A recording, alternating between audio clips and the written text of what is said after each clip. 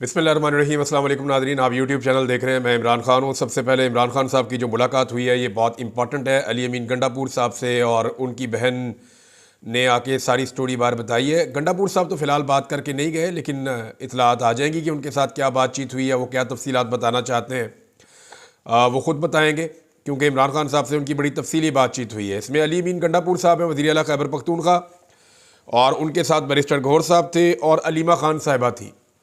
तो इन लोगों ने जाके इमरान खान साहब से मुलाकात की है, और इमरान खान साहब ने एस्टेब्लिशमेंट से मुज़ाकरात के लिए अली अमीन गंडापुर और बैरिस्टर गौहर को इजाज़त दे दी है, ये अलीमा खान साहिबा ने बताया। अच्छा, इस पर एतराज़ किया जाता है कि इमरान खान साहब ने एस्टेब्लिशमेंट से बात वो क्यों करना चाहते हैं। देखें, जिनके पास असली फार्म 45 है उन्हीं से फार्म 45 वापस लेने हैं ना। असली फार्म 45 गए कहाँ पे? 8 और 9 फरवरी की रात को असली फार्म 45 गायब करके उनकी जगह पे जाली फार्म 47 जारी कर दिए गए थे। अब ये सारा खेल पाकिस्तान की एस्टेब्लिशमेंट ने खेला था, ये पूरी दुनिया जानती है। जितने भी सर्वेस करने वाले वो ये बता रहे थे, जितने गैर मुल्की मुबस्सरीन आए वो भी ये बता रहे थे, जितने पाकिस्तान में सहाफ़ी हैं, चाहे वो इमरान खान के हक़ में, चाहे वो इमरान खान के ख़िलाफ़ हैं, चाहे वो एस्टेब्लिशमेंट का बयान करते हैं, वो सारे एक दफ़ा नहीं दर्जनों मरतबा ये कह चुके हैं कि इमरान खान साहब का मैंडेट उस रात को चुरा लिया गया था। अब जिनके पास वो मैंडेट है उन्हीं से वापस लेना है ना। नून लीग के पास तो चोरी का मैंडेट है, वो तो वापस नहीं देंगे। असली फार्म 45 एस्टेब्लिशमेंट के पास पड़े हैं तो उनसे वो वापस लेने। अलीमा खान साहबा ने बताया अडियाला के बाहर मीडिया से गुफ्तगू करते हुए कि बानी पीटीआई से तवील मुलाकात हुई है और 24 नवंबर बहुत अहम दिन है। इमरान खान ने कहा कि उन्होंने 8 फरवरी और अब 24 नवंबर को कॉल दी है, और इमरान खान साहब ने 8 फरवरी के मुताबिक जो है वो 24 नवंबर को देखना शुरू किया। मैंने आपको थोड़े दिन पहले बताया था कि पब्लिक जो है उनके सेंटीमेंट 8 फरवरी से मुख्तलिफ नहीं है। वो 8 फरवरी को उन्होंने मैंडेट दिया था, अब वो मैंडेट जो है उसका तहफ़्फ़ुज़ अब करना चाहते हैं। वो ये चाहते हैं कि मैंडेट वापस मिले। अच्छा, इमरान खान ने कहा कि मैंने दोबारा पाकिस्तानियों को कॉल दी है, जैसे 8 फरवरी नज़रिए के लिए निकले थे, अब फिर वोट को वापस लेने के लिए निकलना है। अलीमा खान के मुताबिक इमरान खान ने कहा कि वोट चोरी करके आइन की खिलाफ वर्जी की गई है। 8 फरवरी को पीटीआई नज़रियाती पार्टी बनी।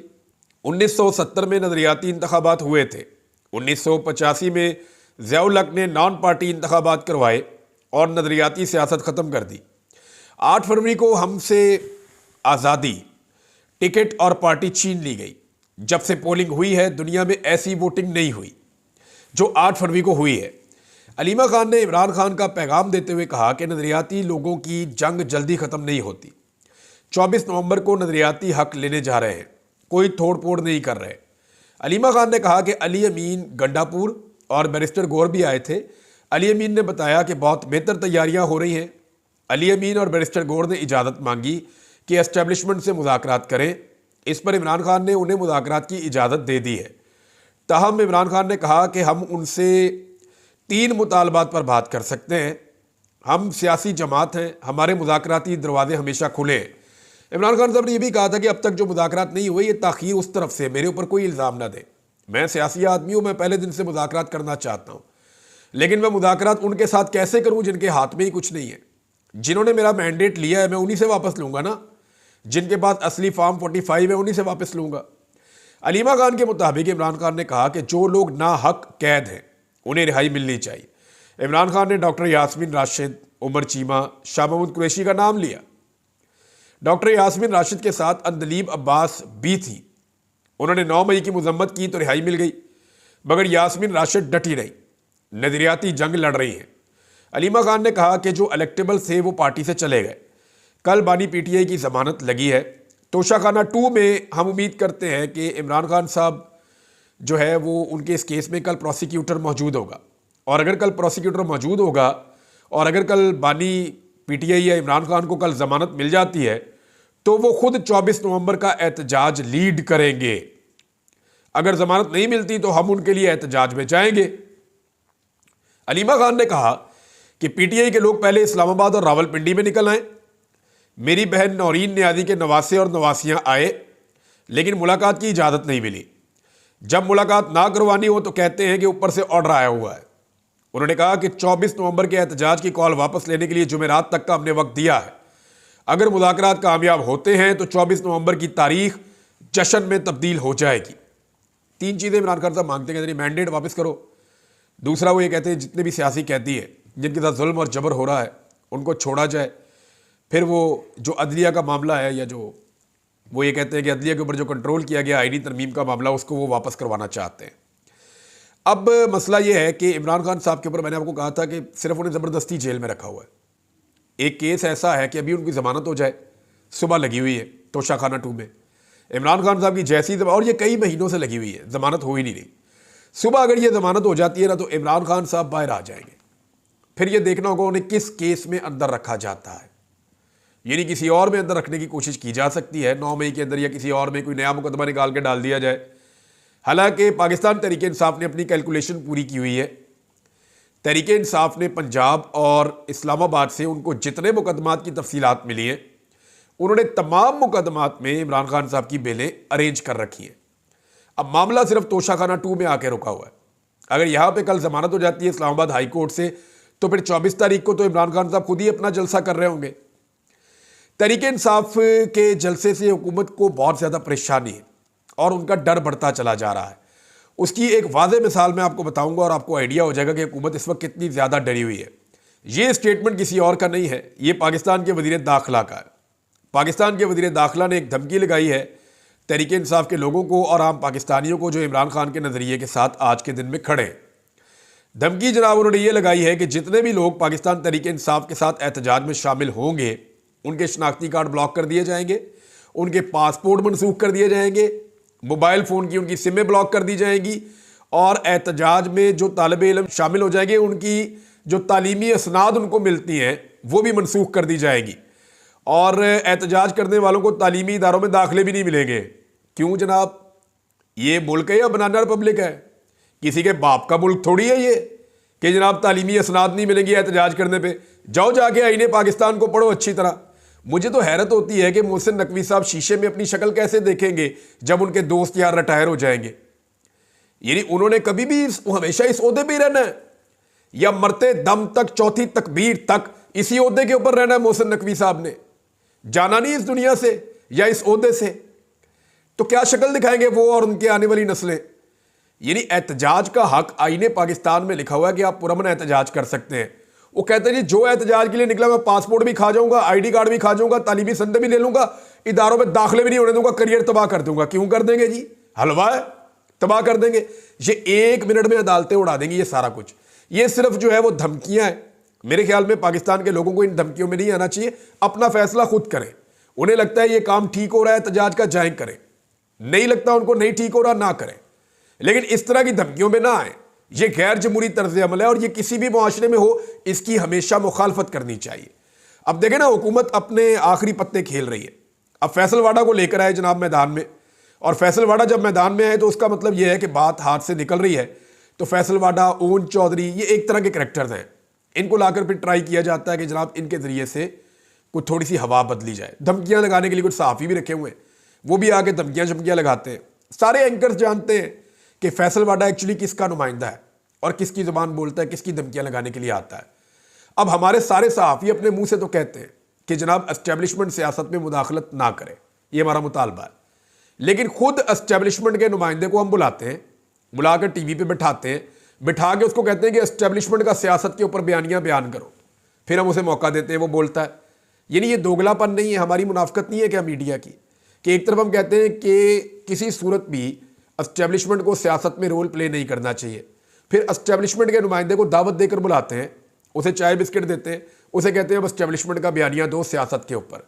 तो ये एक तरह की मुनाफकत है। हाँ, लेकिन इसका एक फ़ायदा होता है, वो फ़ायदा ये होता है कि जो एस्टेब्लिशमेंट है वो मज़ीद एक्सपोज होती है। इससे कम से कम ये होता है कि एस्टेब्लिशमेंट मज़ीद एक्सपोज हो जाती है। जंग अखबार ने एक बहुत बड़ी गेम डाली थी, लेकिन वो गेम पकड़ी गई। पाकिस्तान तहरीक इंसाफ ने उसके ऊपर बड़ा सख्त रद्दअमल दिया है। रद्दअमल भी आपको बताता हूँ।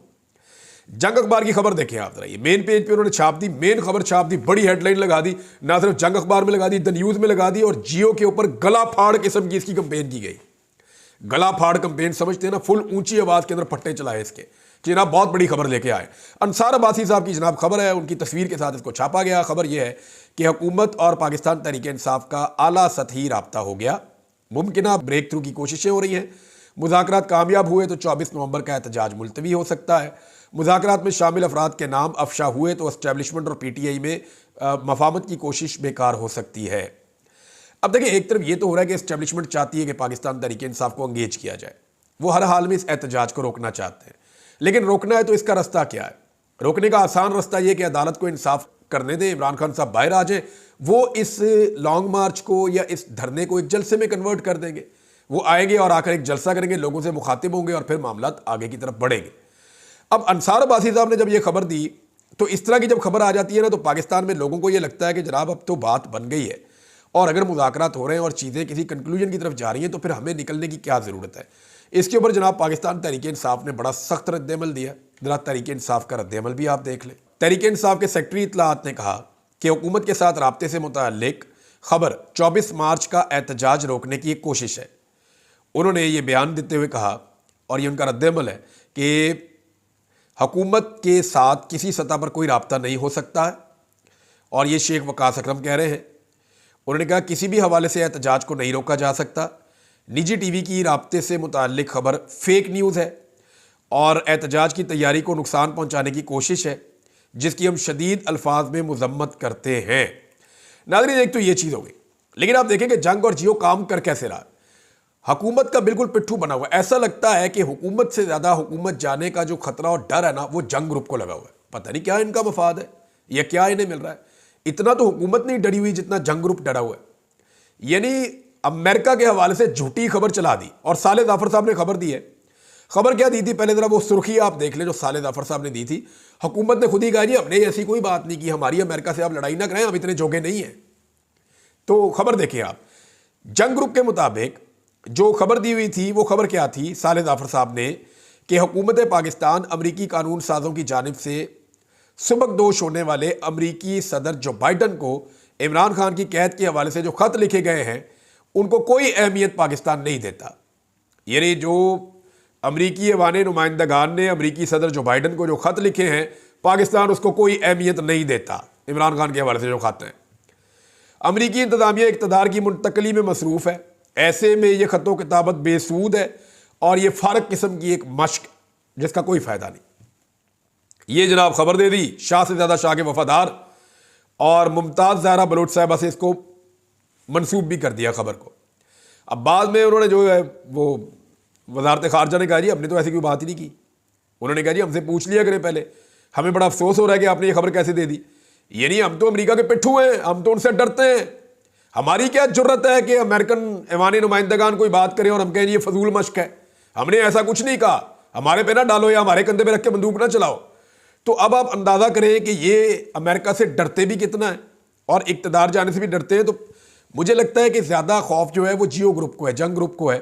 वो इनके लिए एक कदम आगे जाकर इनका बयानिया खुद बना रहा होता है। यानी शरीफ खानदान का जो बयानिया अभी इन्होंने तैयार किया है वो कैसे तैयार हुआ ये भी मैं आपको बता सकता हूँ कि जनाब ये जो आपका बेटा वहाँ पे दिवालिया हो गया ना, इसके ऊपर ये वाला बयानिया बना लें। तो वो जो बयानिया बनाया ना उसको हम एक और वीलॉग में उड़ा देंगे और बताएंगे कि उस बयानिए के अंदर से निकला क्या है और निकलेगा क्या। लेकिन अभी कुछ खबरें हैं वो मैं आपको बता देता हूँ कि जो फैसल वाडा साहब ने स्टेटमेंट दिए, फैसल वाडा साहब के स्टेटमेंट के ऊपर भी जो है वो पाकिस्तान तहरीक इंसाफ का रद्दअमल आया।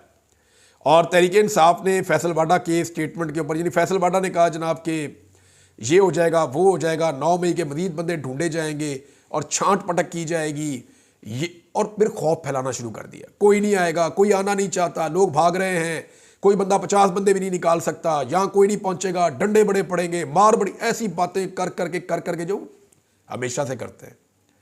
फिर उन्होंने फैसल वाडा ने इतनी लंबी बातचीत की कि बीच में उनके मुंह से निकल गया कि ये जो मगरबी ममालिक है ना, ये मुदाखलत से बाज रहे। इन्होंने पहले भी इमरान खान की हुकूमत गिराने के लिए मुदाखलत की थी। ये फैसल वाडा की अब जाके गवाही आई है। पहले ये कहते रहे ना फैसल वाडा के जनाब वो तो खुद ही हुकूमत गिरी है, इमरान खान साहब की अपनी हरकतों से गिरी है। अब नहीं, अब वो अपने मुंह से कह चुके हैं और वो स्टेटमेंट में आपको सुनवा दूंगा। यानी ये आप छोटा सा क्लिप आप सुन लें, आपको पता चल जाएगा। ये सुने आप। कोई भी वेस्टर्न मुदाखलत जब भी हुई है पाकिस्तानी कौम ने उसको रिजेक्ट किया। अब आप आ गए सियासत के अंदर, इमरान खान साहब के लिए आ गए, पहले आपने उनको निकालने के लिए आए थे, आप क्या चाह रहे हैं? ये देखिए फैसल वाडा साहब खुद कह रहे हैं कि जनाब ये जो हुकूमत है ये उन्होंने गिराई थी, जो वेस्टर्न है कंट्रीज, मगरबी ममालिक, उन्होंने ये गिराई थी पहले हुकूमत, उनकी एस्टेब्लिशमेंट ने। बहरहाल अब फैसल वाडा साहब को जो पाकिस्तान तहरीक इंसाफ ने जवाब दिया, ज़रा वो जवाब सुने आप।